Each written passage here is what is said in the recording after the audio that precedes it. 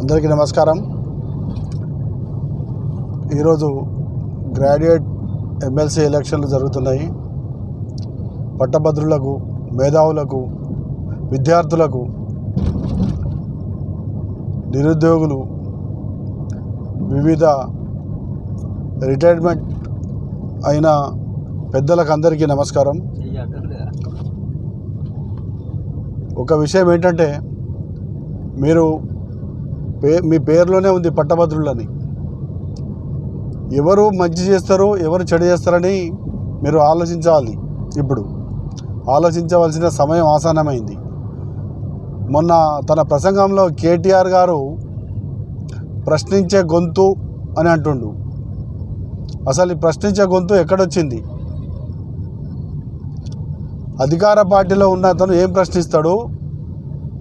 ప్రతిపక్షంలో ఉంటే ప్రశ్నించవచ్చు అని కూని రాగాలు తీస్తుండు కేటీఆర్ గారు. నేను ఒకటే అడగదలుచుకున్నా, గత 2 సార్లు మీ ఎమ్మెల్సీ అభ్యర్థి గెలిచిండు కదా, మరి అప్పుడెందుకు రాలేదు ఈ ఆలోచన? ప్రతిపక్షం వాళ్ళు గెలిస్తే ప్రభుత్వాన్ని ప్రశ్నిస్తాడని ఎందుకు చెప్పలేకపోయారు? మీరు ప్రభుత్వంలో ఉంటే ఒకలాగా, మీరు ప్రతిపక్షంలో ఉంటే ఒకలాగానా? అంటే నాలుక ఎడతిరుగుతాడు మాట్లాడో తప్ప ప్రజలకు ఏమైనా మేలు చేకూర్చే విషయం నీ దగ్గర ఉందా కేటీఆర్ అని చెప్పి నేను అడుగుతున్నా. ఏమనంటే, బయట దేశాలలో చదువులు, మన ఇండియా చదువులు, బ్రిస్ట్ బిలాని, పల్లి బఠానీ.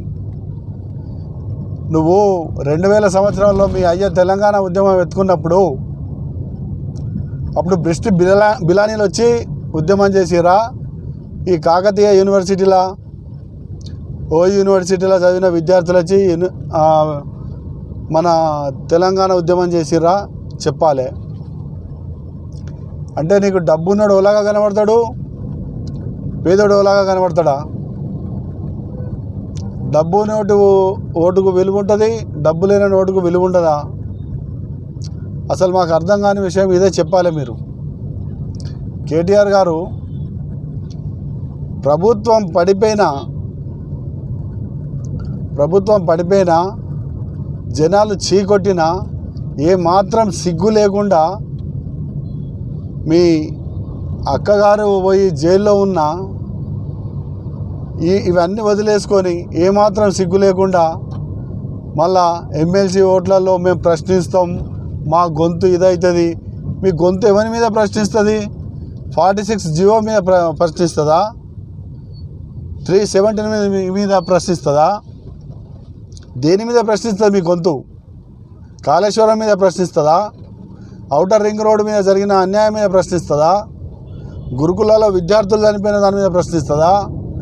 ఎంతోమంది హాస్పిటళ్లలో ట్రీట్మెంట్ అందక చాలామంది నిరుపేదలు, బాలింతలు చచ్చిపోయిన కాడ ప్రశ్నిస్తుందా? ఆ ప్రభుత్వంలో ఎక్కడ ప్రశ్నిస్తుంది మీ ప్రభుత్వం? అందుకే కదా దింపి పక్కకు పెట్టింది. మళ్ళీ మా గొంతు లేస్తుంది, ప్రశ్నిస్తుంది, మేము అది, మేము తూరం, మేము తుసుం. ఇవన్నీ బంద్ చేయి కేటీఆర్. అయిపోయింది నీ దుకాణం. ఈ ఎమ్మెల్సీ తోటి మొత్తం బంధు. మొన్న ఎమ్మెల్యేలతో అయింది, ఆల్రెడీ ఎంపీలతోటి నీ దుకాణం మూతేసి కప్పేసిర్రు. అది 4 తారీఖు నాడు తీస్తారు కప్పు. తర్వాత ఏంటంటే ఈ ఎమ్మెల్సీ తోటి మొత్తమే దుకాణం బంద్ అవుతుంది. అందుకే మేధావులారా, పట్టభద్రులారా, ఆలోచించి ప్రభుత్వంలో ఉన్న ప్రభుత్వాన్ని కూడా ప్రశ్నించేంత శక్తి ఎవరికి ఉన్నదంటే ఒక తీర్మార్ మల్లన్నకే ఉన్నది. నా ఇంట్లోడు దొంగతనం చేస్తే ఓ తీరు, నా బయటోడు దొంగతనం చేస్తే ఓ తీరని చూడకుండా ప్రశ్ననే ఆ విధంగా మలుచుకున్న వ్యక్తి తీర్మార్ మల్లన్న. దీన్ని మీరు గమనించాలి. ఎవరినైనా కావచ్చు, ఎక్కడైనా కావచ్చు, ఏ సందర్భమైనా కావచ్చు, ఆయన ప్రశ్ననే ఆ విధంగా చేసుకొని ముందుకెళ్ళాడు. ఆయన తాతలు వెనకడ రాజకీయం చేయలే, వాళ్ళ తండ్రులు వెనకడ రాజకీయం చేయలే. ఆయన సొంత స్వశక్తితోటి పైకి వచ్చిన వ్యక్తి తీర్మార్ మల్లన్న. అలాంటి వ్యక్తిని చట్టసభల్లోకి పంపుకొని మర్యాదలు, మన గౌరవాన్ని కాపాడుకోవాల్సిందిగా కోరుకుంటూ అందరికీ విజ్ఞప్తి చేస్తున్నా.